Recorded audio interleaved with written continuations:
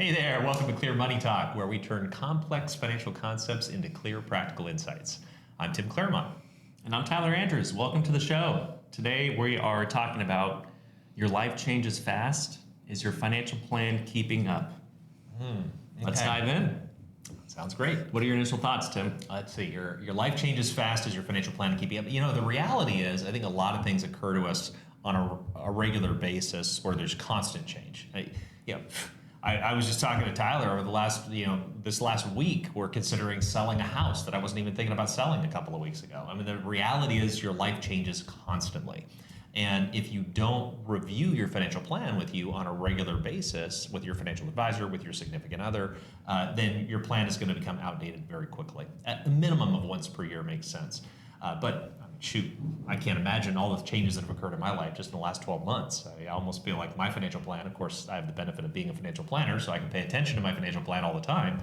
But it probably needed to be updated every quarter. The more complicated and maybe successful that you might become, the more money that you have going on and moving in different areas, the more decisions that you make, the faster your plan gets outdated. So having a financial advisor that's attached to your situation, that really understands what's going on, that you're in regular communication with, becomes key if you have a lot of moving parts. And even if you don't have a lot of moving parts going on and it seems like everything is pretty status quo, you'd be surprised at the changes that occur at a federal level or at a state level that maybe don't have anything to do with your plan, but you just didn't know about them, and they will impact your plan. So adjusting and updating your plan for the things that are both occurring in your life as well as the things that are occurring in a regulatory environment, taxes, interest rate change, all kinds of other elements need to get factored in. Yeah. Life doesn't slow down, neither should your financial plan, is the gist of it, right? A plan that worked 5 years ago might not work any longer as taxes change, as income changes, as your health changes. And that's really the gist of why I wanted us to record this podcast. That there are certain milestones and certain events that life will present to us that are great opportunities to give your financial plan consideration, look back at it, say, does this still align with my short-term, long-term goals? Does this still align with my risk tolerance? Does this still align with where I was previously and where I want to be today and tomorrow? And some of the most common things are new relationships, whether it's marriage or family changes. Health is a big one that can present opportunities to consider changes in the financial plan. Promotions, new jobs, new houses, all of these things are like big life events that we always encourage our clients to reach out to us and let us know when these things happen, so that way we can review their financial plan to decide if a change is important or warranted in that situation. So I thought it'd be fun to go through some of the most common life changes, if you will, that usually warrant some review of your financial plan, and then we can discuss the common themes that we've seen where it makes sense to do something or not do something, and everything in between. Yeah, I think that sounds like a great idea as far as a great structure as well. Yeah. I think about a recap probably at the end after we go through some of those life events that occur on a regular basis and the impact they can have on your financial plan.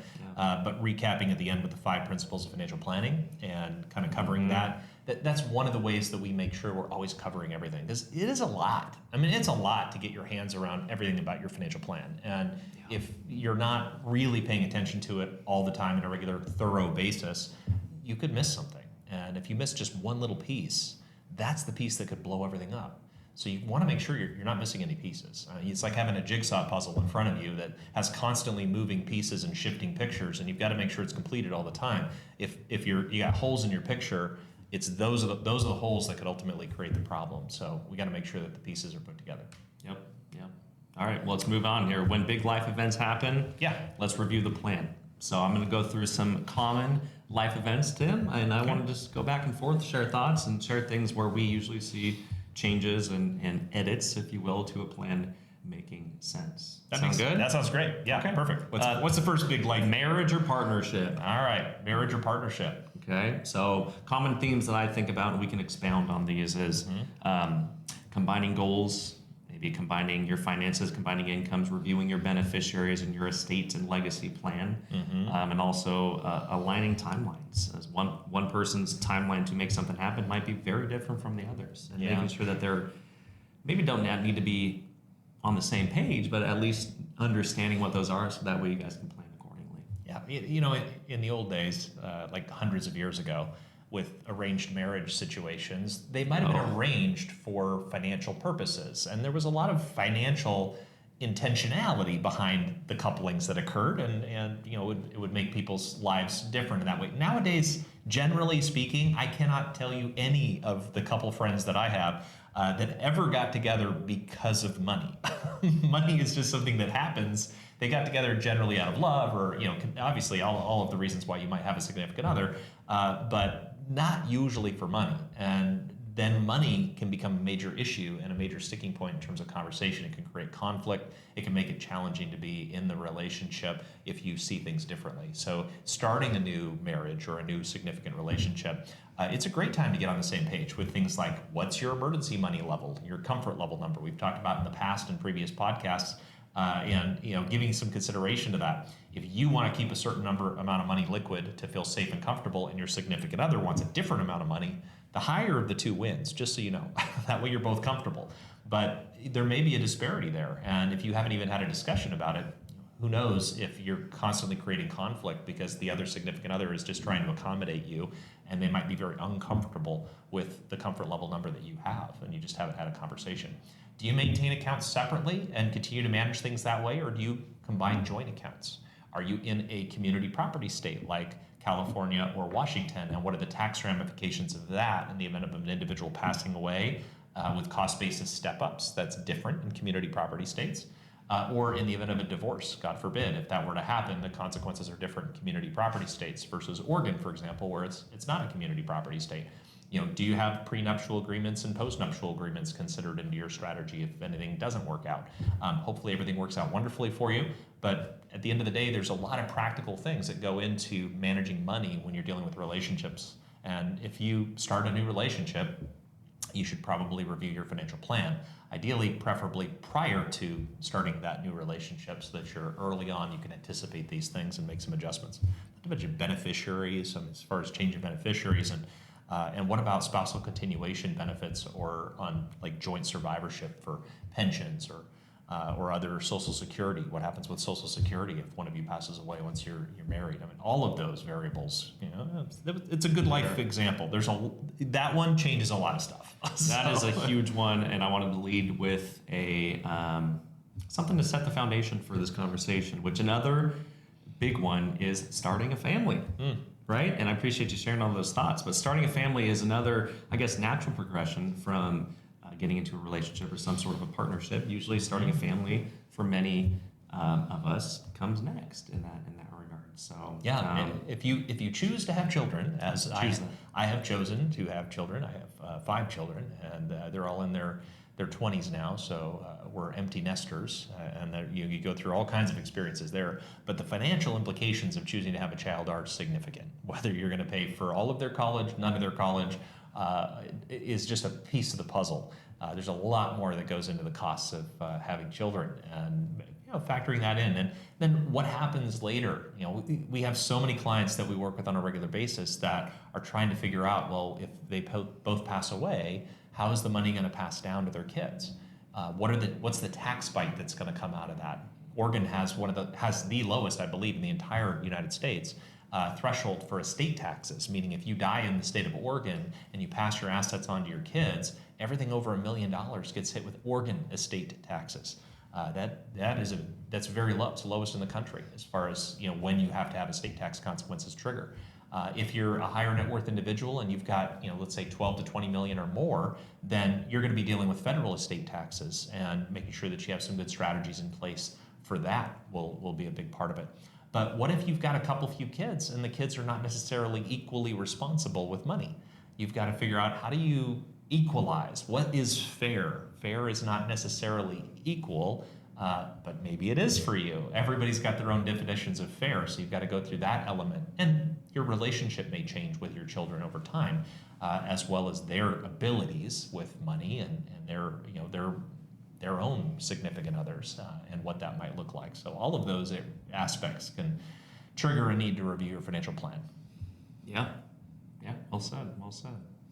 Anything else on starting a family? I mean, I'm thinking Tim brought up some very more advanced strategies to take into consideration when starting a family, those longer term goals, estate planning.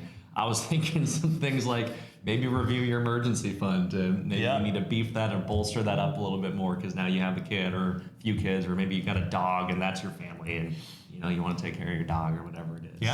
Life insurance review. Protection planning is so important. Tim was talking about the 5 principles of financial planning earlier, and how we'll bring that up here a little bit later in the podcast. But protection planning, insurance, your insurance policies, homeowners, auto insurance, life insurance is a huge one. I know personally, if you're watching these podcasts, a lot of friends and family with new kids in their lives, you don't have life insurance because you haven't called me yet. So I'm calling you out politely. So if you're friends with Tyler and you don't have life insurance, something's really wrong. You guys need to give him a call. It's such an integral part. If you love somebody more than you love yourself, which most people that choose to start a family do, life insurance might be one of the most critical components to what your financial plan looks like right now.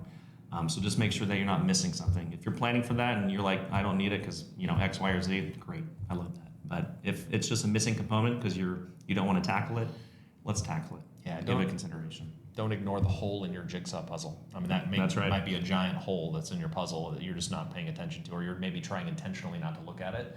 At the end of the day, it's still there. It needs to get addressed. And it's stupid cheap. I mean, there's some really easy ways, if you're healthy and young, to just take care of some basic life insurance needs. But let's discuss a little bit more about, like, when you're young and you're going to start a family. What if the two of you are working right now and then you intend to start a family together? How is that going to affect the income stream? Are you going to hire somebody to help raise the child so that you can continue both of your employment at the same level? Or is one of you going to cease employment or reduce employment, thus likely reducing your income, and figuring out how are you going to deal with now more expenses because you have another person coming into your life, and less income because you were previously potentially both working? All of those drastically affect your financial plan. Inflows and outflows is really what your financial plan's about, and anticipating changes in those is the easiest way to get ahead of them. Yep. Yeah. Well said. And that is a nice natural segue into the next topic: career changes. So career changes and career opportunities as they present themselves can be such great opportunities to sit back and say, hey, this thing has now changed, whether I got a new job, changing jobs, changing careers, going from a W-2 employee to self-employed, getting a raise, whatever that might be, opportunities to look at your financial plan and say, is this a good opportunity to change something, or is everything still par for the course? Yeah, no, you're absolutely right. A lot of times people have a certain lifestyle they get accustomed to, and they spend a certain amount of money on a regular basis, and then they end up with a significant promotion or a raise. And that is a unique opportunity. That's an opportunity for you to say, you know what, I'm going to keep my lifestyle at the same level and take this extra money that I've got and start saving it and investing it and doing smart things so that I have more choices later. Now, maybe alternatively, you might say, let's split the difference. A lot of people will do that. So let's say you were making $100,000 a year before, and now all of a sudden you're making $150,000 a year. That extra $50,000 in income, you might think, this is awesome. I'm going to go buy all this stuff I've wanted to buy. But if you increase your lifestyle to $150,000 and you don't commensurately increase your savings in any kind of disproportionately greater way, you're going to find yourself in a situation where, you're stuck. You're handcuffed to your job for, potentially the rest of your life. Alternatively, what if you were to save $25,000 and spend $25,000? You can now have a $125,000 lifestyle, and you're saving an extra $25,000 a year for long-term, later flexibility. And there are smart places to put that. Whether it's increasing your 401k or 403b or your qualified retirement plans, there might be some matching dollars available, or taking advantage of things like Roth IRAs or even LIRPs, life insurance retirement plans. All of these are strategies that can be considered if you experience a big bump in income, like what we're just talking about. And what do we call that, Tim? We call that lifestyle creep. Oh, there you go. It's a thing that happens. Yeah, that's right. As your income creeps, so does your lifestyle, and your spending creeps as well. That's too true. Too true. So, all right. Yeah. Moving on here, Tim, if you don't have anything else to share on that one. Home purchases or a potential move, whether you're moving to a new neighborhood or a new city or a new state altogether. Yeah. There's great opportunities to, again, review your financial plan and see how this impacts the grander scheme of things. Mm-hmm. Yeah, think about the income taxes alone. Yeah. Oregon state income taxes are really high. It's one of the highest. In fact, if you live in Multnomah County in Oregon, you are in the highest tax place in the entire United States. Welcome to the highest tax burden, income tax-wise, in the entire United States. If you're a joint married couple making over $400,000 a year, thanks to the preschool tax at about 3%, plus the Oregon state income tax at 9 to 9.9%, plus the federal tax bracket that you're at. That puts you actually higher than city of New York with the New York taxes and the state of New York, which would be the second highest. If you're not in Multnomah County, maybe you're in Clackamas or Washington County here in the state of Oregon, you're still in one of the highest tax states in the country because of the Oregon income tax level that we have, plus the federal income tax rates. So being efficient from a tax standpoint changes everything. And if you change states, if you move to another state, maybe you're moving into Oregon, get ready, make sure you're dealing with the tax aspects, make some adjustments, and we can help you figure that out. If you're moving out of Oregon, you might have a windfall like we were talking about earlier. If your tax bill goes down, maybe you can do some smart stuff with that. Then again, you might have some other things that come into play that you didn't anticipate. So everything, it can change. Relocating statewise or even just changing homes. It can have an impact on your plan too. It sure does, especially nowadays. If you're somebody that locked in maybe a super subprime, sub 3% mortgage rate, and you're considering moving because you need a larger house because you're starting that family that we were talking about earlier, and you got a raise at your job where we were talking about career changes, and now you're buying a bigger house. That all comes into play. Debt ratios, your cash reserves, it all trickles down. I'm just sitting here thinking, like, these poor people that are listening to this podcast are just wanting to shove their head under their couch cushion and just go run. It's just it can seem so scary because there's so many things that happen. But the reality is there's always a plan. And if you don't make a plan, then basically the world has a plan for you by default, and it is what it is. It's probably not your best plan. If you could just make a few tweaks here and there, it might drastically move the needle in your situation. And just finding those holes in the puzzle and plugging them in, or helping, getting some help from somebody who does that. That's what we do. Yeah. People don't plan to fail; they fail to plan. Oh, who said that? I've said it a lot. People are like, "All right, Tyler, we've heard it already." Yeah, but who are you going to take credit for it? You can't take credit for it. I think it was Benjamin Franklin. So probably. I think it was. I'm not 100%. You'll have Ben, it's excellent work. Googleable. But yes, if you fail to plan, then no. If you plan, then you plan to fail. People don't plan to fail. If you fail to plan, then you plan to fail. That's the. I think that was the. That's a little harder though. Yeah. That's a little harsher. People don't plan to fail. Yeah, well, sometimes you gotta, just buddy somebody. It's like, it's fine. It is what it is. So, sorry. We're moving on to one of the biggest life changes and life events that happen, which warrants a review to your plan. Okay. Which a lot of people make this mistake of jumping too quickly from one to the other in this life event. Tim, do you know what I'm coming up on here? I don't know, but retirement. Oh, there we go. Retirement.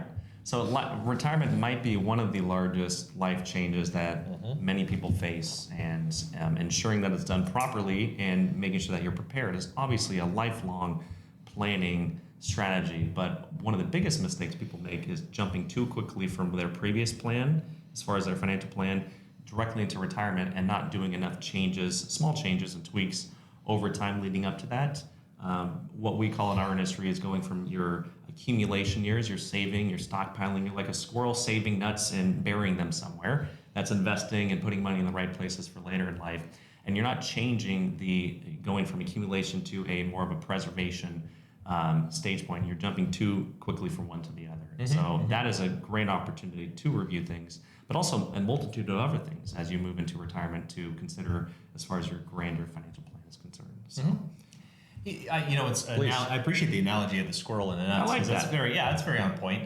You got to get those things in before winter hits and freezes them all, so that then you can't go collect them anymore. So you got to make sure that you collect them in advance. Another analogy that comes to mind for me, and I feel like this is really on point for a lot of people that are going into the retirement experience. If you're flying on a plane, if you've ever been on a plane and you're in the air, the pilot can pretty much fly that plane in the air by hitting the autopilot. You can see them, they'll leave the cabin or the cockpit, and they'll go to the restroom, and the flight attendant blocks it off so that they can go to the restroom. Well, how are they going to the bathroom if they're flying the plane? Like, there's an autopilot that's up there. Yes, they take turns. There's usually two pilots and everything else, and that whole double redundancy. But the reality is the autopilot can pretty much fly the plane. But when it comes time to land the plane, they got to do some stuff.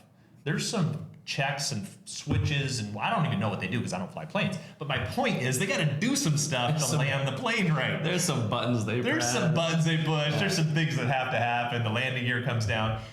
you got to do some stuff before you land your plane into retirement. You know, and we can help you figure out, making sure you're flipping all the switches and doing all the stuff that you need to do before you land the plane and crash yourself. Because that's what happens. A lot of people are like, I'm flying the plane, it's so easy, look at this. And then they try to land the plane on their own without any help, and they crash a lot. And you don't want to run out of money while you're still around and then trying to live on Social Security, or quit your job and then realize, oh, you can't afford to retire yet. Boy, I wish you could get the job back, but you can't get the job back anymore because you quit and nobody wants to hire you. I mean, these are real things that we see happen every day. So before you quit and before you retire, talk to a financial advisor to make sure that you're ready to quit and retire, and then you're going to be okay.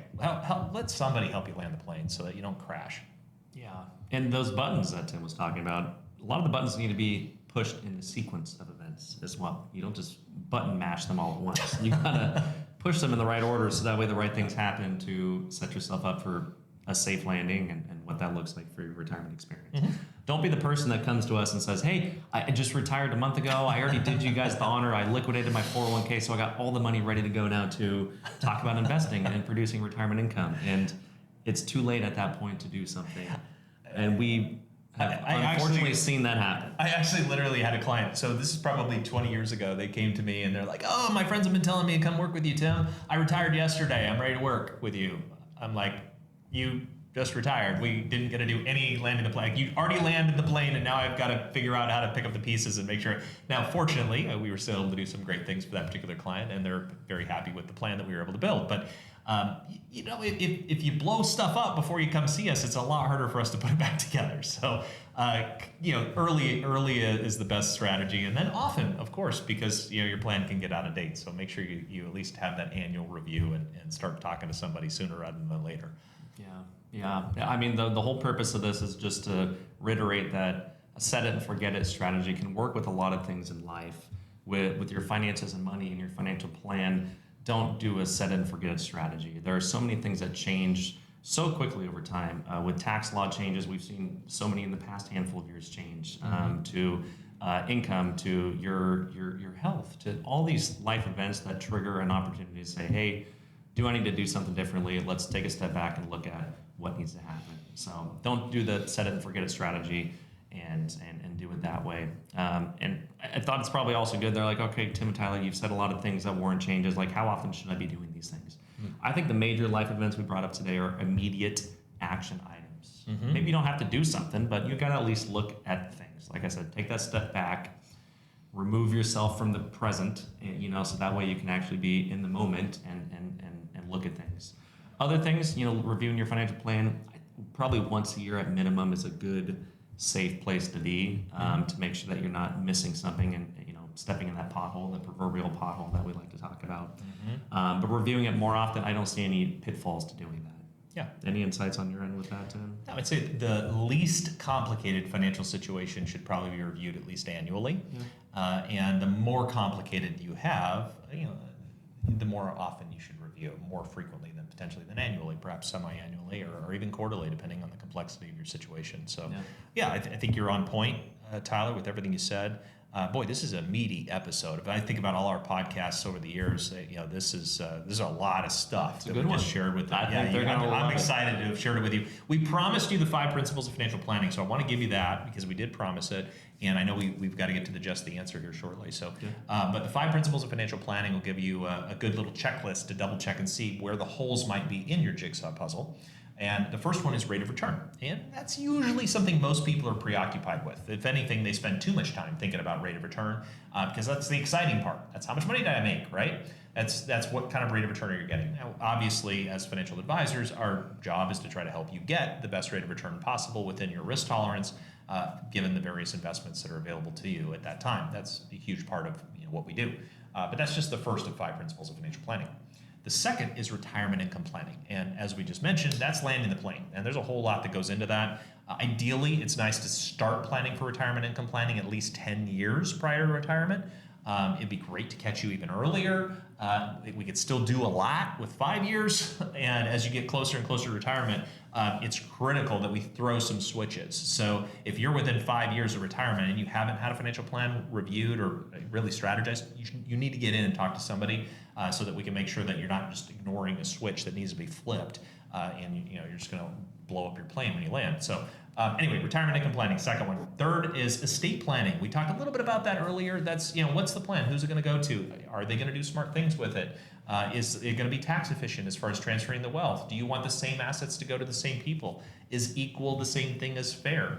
All of those questions need to get answered as part of your estate plan, and working in conjunction with an attorney that can assist you typically with your legal documents is worth consideration as well. The fourth is tax planning. We talked a little bit about taxes, income taxes, capital gains taxes, estate taxes, also known as inheritance or death taxes. All of those come into play and should be given consideration, not to mention state income taxes and federal income taxes, as well as county income taxes if you're in Multnomah County, or so many of the other taxes that can come into play, property taxes. It's legally minimizing your taxes is within your right. It's something that it's actually ethical and reasonable to do, as long as you're legally minimizing your taxes by changing your strategy accordingly. Big difference between tax evasion and tax avoidance. Tax avoidance is legal, tax evasion is not. If you owe the money, you need to pay it. If you legally minimize how much you owe and then pay that, that's fine. So that's tax planning. Then you have the fifth and final principle, which is protection planning. Breaks into three subcategories. The first one is your health insurance. Obviously, you got to make sure that's taken care of. Once you retire, your group health is typically gone, so you got to pay attention. When does Medicare kick in? How old are you? Is the coverage on Medicare going to be the same as the coverage that you have in your group health? I'll tell you right now, it's probably not. And are you going to get a Medigap policy, or also known as a Medicare supplement policy, or consider something like a Medicare Advantage program, which replaces the whole thing? All of those are things that need to get factored in with health insurance. Property casualty insurance, that's your auto and homeowners insurance. That can change over time as well, especially if you have a business or buildings, properties, whether it's commercial properties or residential rental properties, or just your own primary residence, and personal properties like vehicles and boats. All of those things can influence your tax consequences. Your property and casualty insurance consequences. As you can see, I'm really preoccupied with tax minimization. The third and final bullet under the protection planning category is stuff we actually work with on a regular basis. Tyler alluded to some of it earlier. Life insurance, long-term care insurance, and long-term disability insurance. Those are those holes in your puzzle that if you don't notice them, and then something big and bad and hairy comes out of the table under that hole, and you don't have a plan in place, then it's too late. You can't get these things after you need them. You have to get them before you need them, and then they're there for you when you need them. And unfortunately, the older I get, the more people I know have problems, whether it's disability that comes into play, or early passing away, or all kinds of other conditions that can occur, long-term care issues, Alzheimer's, dementia. All of these things get more and more real the older you get, and the more of your friends and family members get older as well. So making sure that you've got those puzzle pieces in place to cover any kind of hairy, unexpected eventuality is smart. So there's your 5 principles of financial planning. Thank you, Tim. Yep. I think that's enough for the listeners. I think so too. I think that's enough. We're going to jump into the just the answer here and wrap this thing up for you guys. And thank you for those still listening for tuning in and partaking in this. So we do truly appreciate it.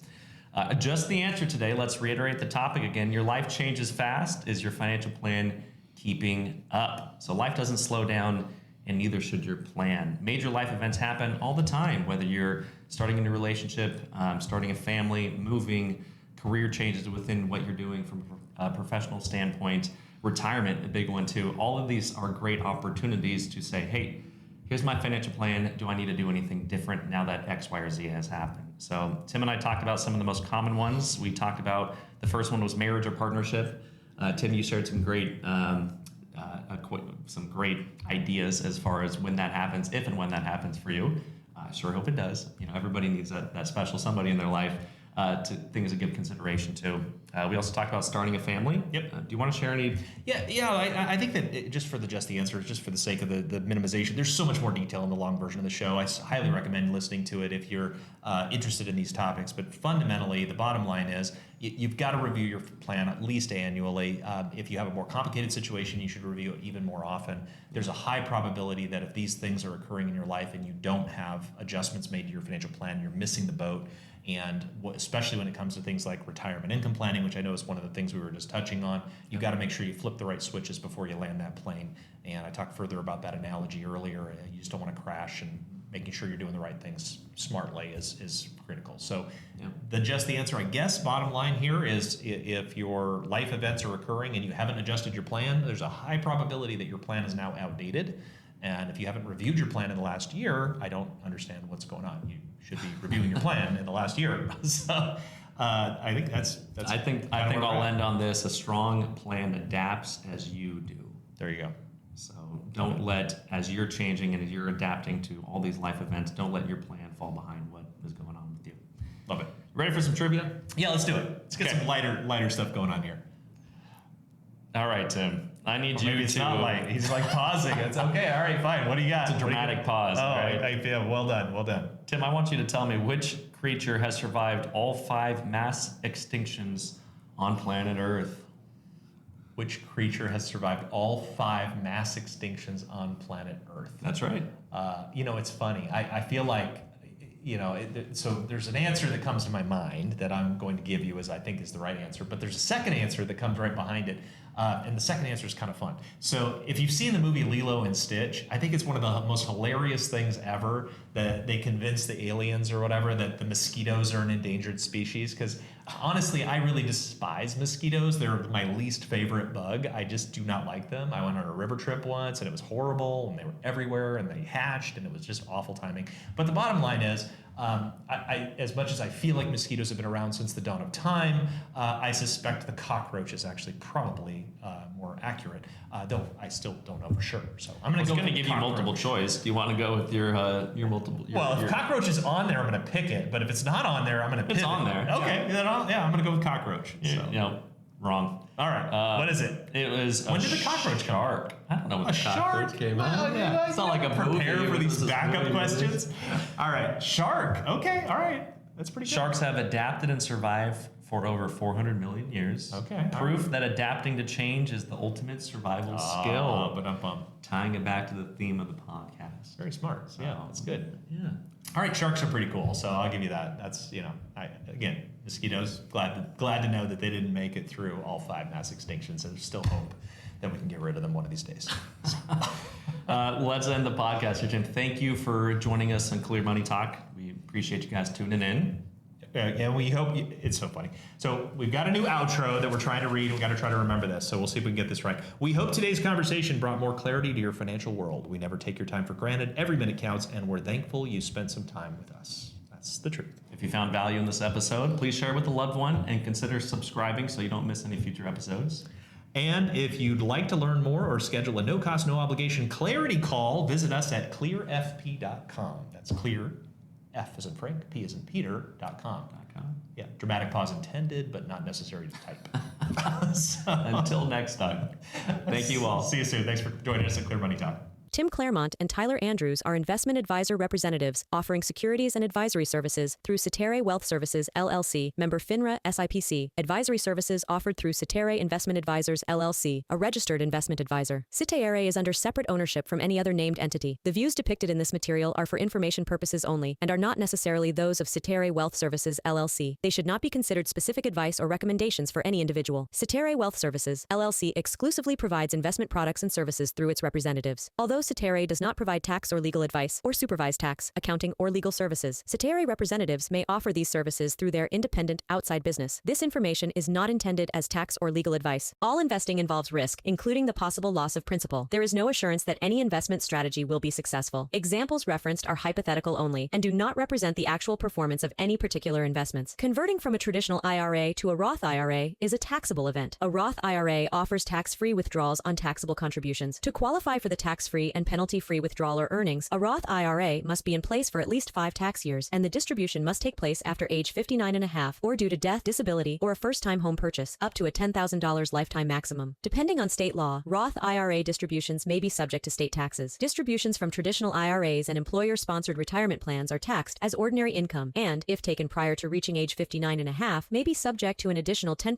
IRS tax penalty. Investors should consider the investment objectives, risks and charges, and expenses of mutual funds and and ETFs carefully before investing. The prospectus, which contains this and other information about the funds and ETFs, can be obtained directly from the company or from your financial professional. The prospectus should be read carefully before investing or sending money. A diversified portfolio does not assure a profit or protect against loss in a declining market. Dollar cost averaging will not guarantee a profit or protect you from loss, but may reduce your average cost per share in a fluctuating market. Investors cannot invest directly in indexes. The performance of any index is not indicative of the performance of any investment and does not take into account the effects of inflation and the fees and expenses associated with investing. Although it is possible to have guaranteed income for life with a fixed annuity, there is no assurance that this income will keep up with inflation. There is a surrender charge imposed generally during the first 5 to 7 years or during the rate guarantee period. There is a surrender charge imposed generally during the first 5 to 7 years that you own the contract. Withdrawals prior to age 59 and a half may result in a 10% IRS tax penalty in addition to any ordinary income tax. The guarantee of the annuity is backed by the financial strength of the underlying insurance company. Investment subaccount values will fluctuate with changes in market conditions. An investment in a variable annuity involves investment risk, including possible loss of principal. Variable annuities are designed for long-term investing. The contract, when redeemed, may be worth more or less than the total amount invested. Variable annuities are subject to insurance-related charges, including mortality and expense charges, administrative fees, and the expenses associated with the underlying subaccounts. Investors should consider the investment objectives, risks, and charges and expenses of the variable annuity carefully before investing. The prospectus contains this and other information about the variable annuity. Contact Clear Financial Partners at info@clearfp.com or 503-579-1000 to obtain a prospectus, which should be read carefully before investing or sending money. The cost and availability of life insurance depend on factors such as age, health, and the type and amount of insurance purchased. Before implementing a strategy involving life insurance, it would be prudent to make sure that you are insurable by having the policy approved. As with most financial decisions, there are expenses associated with the purchase of life insurance. Policies commonly have mortality and expense charges. In addition, if a policy is surrendered prematurely, there may be surrender charges and income tax implications. The target date of a target date fund may be a useful starting point in selecting a fund, but investors should not rely solely on the date when choosing a fund or deciding to remain invested in one. Investors should consider funds asset allocation over the whole life of the fund. Often target date funds invest in other mutual funds, and fees may be charged by both the target date fund and the underlying mutual funds. The principal value of these funds is not guaranteed at any time, including at the target date. Cetera does not offer any direct investments, endorsements, or advice as it relates to Bitcoin or any other cryptocurrency. This is for informational purposes only. Bank certificate of deposits are insured by an agency of the federal government and offer a fixed rate of return, whereas both the principal and yield of investment securities will fluctuate with changes in market conditions. Clear Financial Partners is located at 15573 Bangui Road, Suite 100, Lake Oswego, Oregon 97035. For more information, please call us at 503-579-1000.